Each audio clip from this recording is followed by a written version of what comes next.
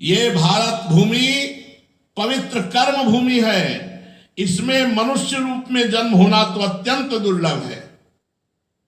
और मनुष्य जीवन इतना पूर्ण है कि इसमें भगवत प्राप्ति की सारी सुविधा है, कोई भी असुविधा नहीं।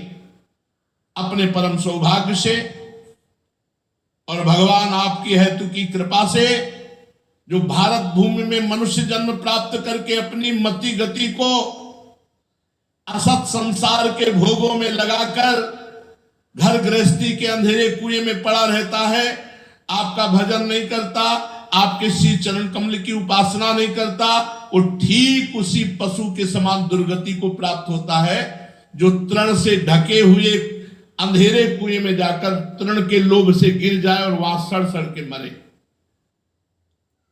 भगवान, मैं राजा था, राज्य लक्ष्मी के मद में मतवाला हो रहा था। इस मरने वाले शरीर को ही तो मैं आत्मा अपना स्वरूप समझ रहा था। प्रभु, राजकुमार, राजकुमारी, रानी, खजाना, पृथ्वी का लोभ, यही सब मुझे लग रहा था सत्य है। उन वस्तुओं की चिंता दिन रात मेरे गले में लगी रहती। इस प्रकार मेरे जीवन का यह अमूल्य समय बिल्कुल निष्फल व्यर्थ चला गया। जो शरीर प्रत्यक्ष ही घड़े और भीत के समान मिट्टी का है, दृश्य होने के कारण उन्हीं के समान अपने से अलग भी है, उसी शरीर को मैंने अपनी आत्मा माना, अपना स्वरूप मान लिया। अपने को मान बैठा नरदेव। मैं मदांध हो गया, कुछ समझा नहीं। रथ, हाथी, घोड़े, पैदल, चतुरंगिनी सेना, सेनापतियों से घिरकर मैं पृथ्वी में इधर उधर घूमता रहा। ये करना चाहिए, ये नहीं करना चाहिए, विधि कर्तव्य कर्तव्यों की चिंता में पड़ करके एकमात्र भगवत भजन से विमुख रहा, असावधान हो गया।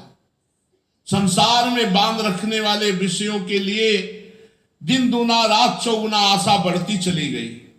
परंतु जैसे भूख के कारण जीव लपलपाता हुआ सांप असावधान चूहे को दबोच लेता है, वैसे ही काल मृत्यु रूप दांतों से एकाएक प्रमादग्रस्त प्राणी को चबा डालता है, काल ग्रसित। प्रभु,